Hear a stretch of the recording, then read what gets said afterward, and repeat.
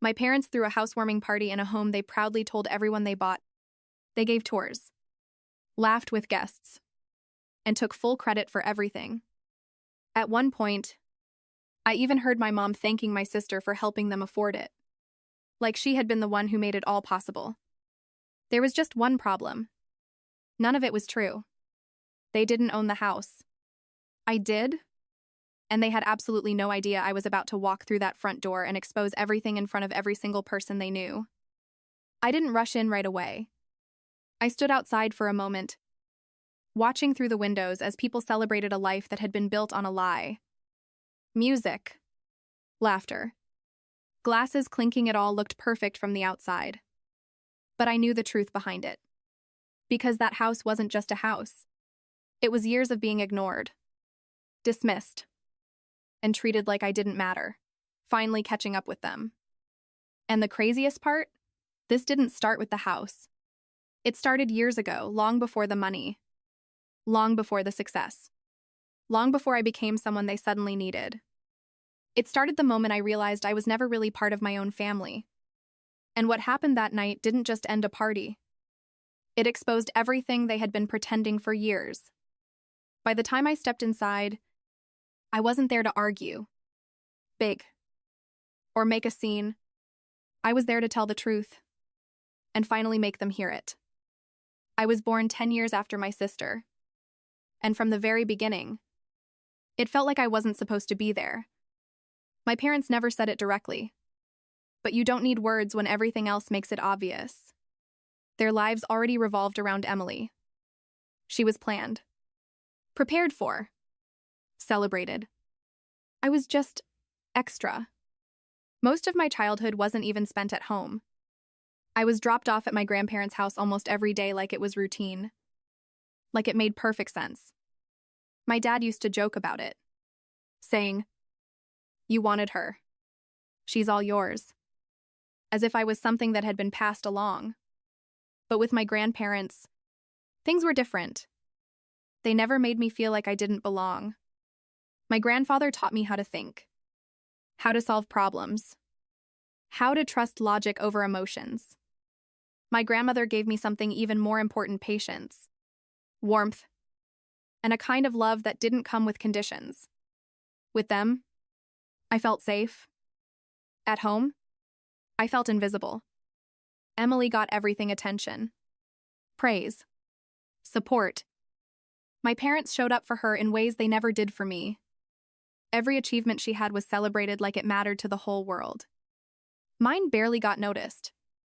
And over time, I stopped trying to compete for something I was never going to win.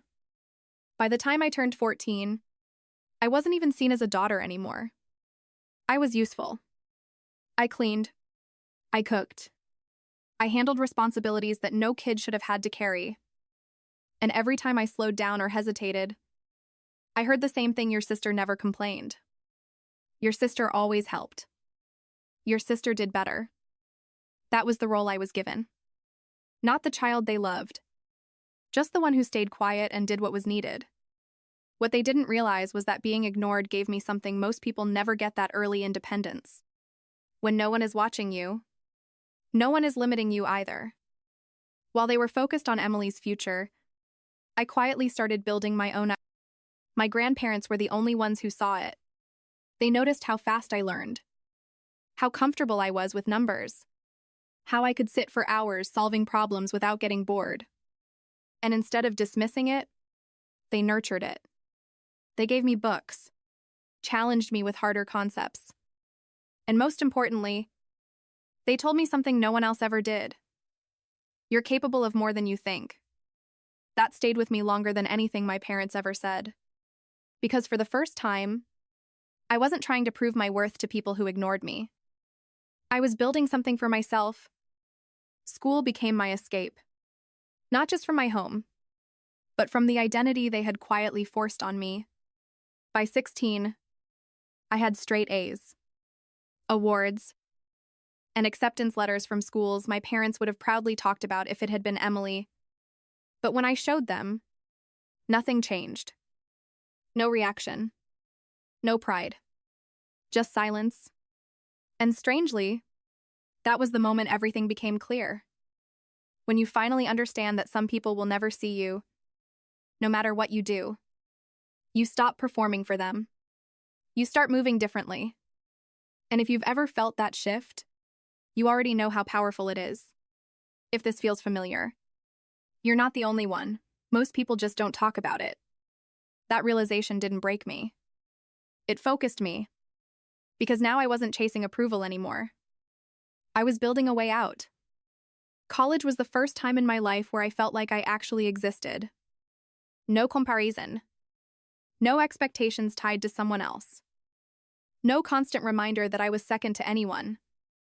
Just me, my work, and people who judged me based on what I could actually do. And I thrived. I pushed myself harder than ever. Not out of desperation anymore, but because I finally had something worth building. Internships turned into opportunities. Opportunities turned into offers. And before I even realized it, I was stepping into a career that gave me more freedom than I had ever imagined. While I was building everything from the ground up, I kept my distance from my family. Not out of anger, but because there was nothing there to go back to. The only people I stayed close to were my grandparents. They were still my anchor. Still the only ones who truly saw me.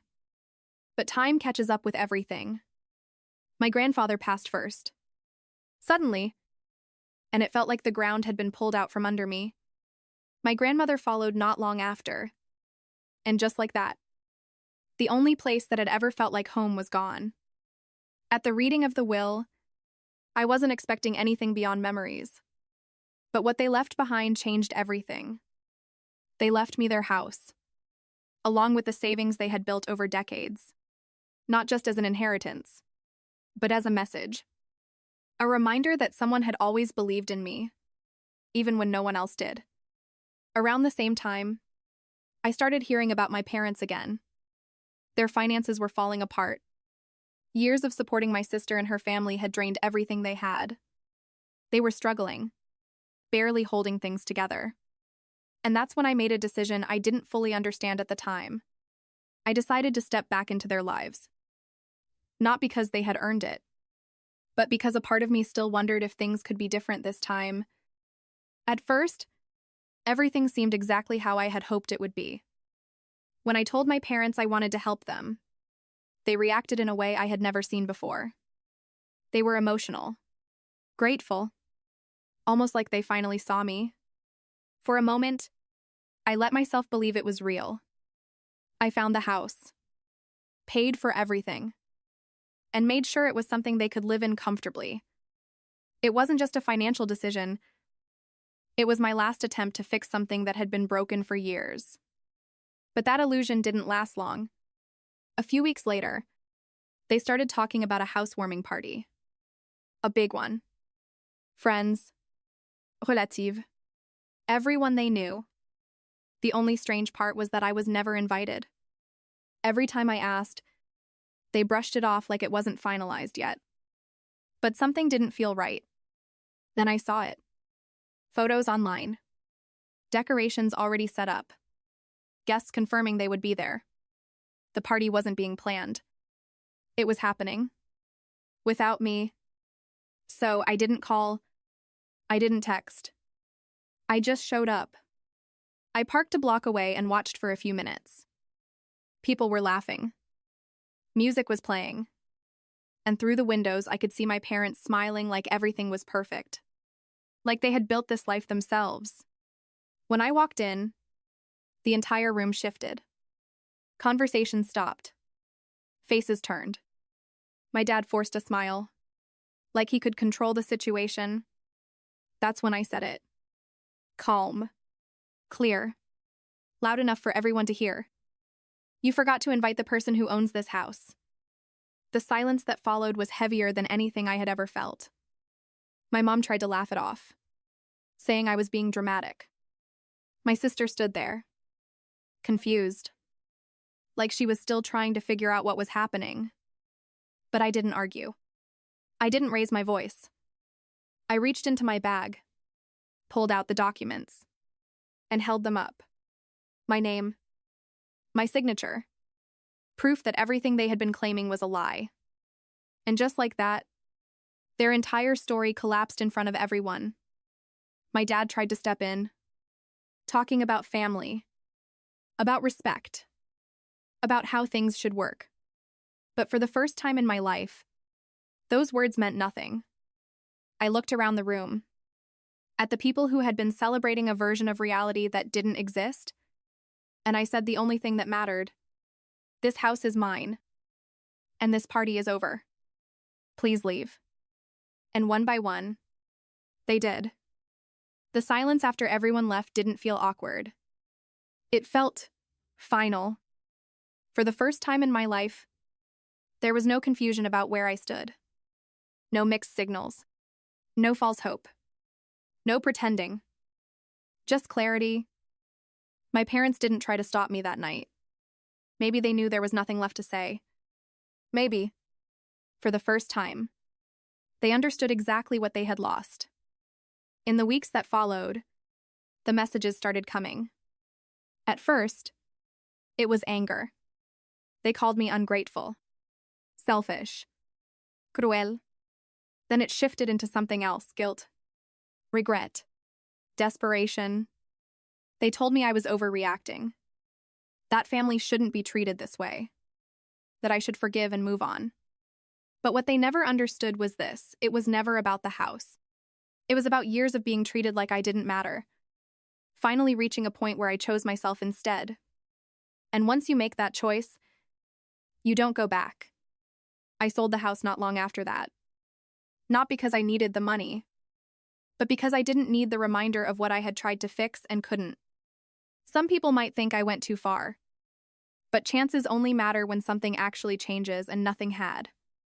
The only difference now was that I could finally see it clearly. I don't hate them. I just don't need them anymore. Because letting go doesn't always look like anger. Sometimes, it looks like peace. And if you've ever been in that position where you had to walk away from people who were supposed to be your family, then you already know how hard that is. If you've ever felt like you were the extra in your own family, drop a comment. I want to see how many people relate to this. Not everything broken needs to be fixed. Some things are meant to end so something better can begin.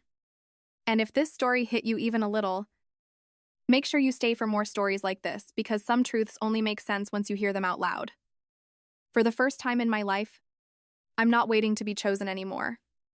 I already chose myself.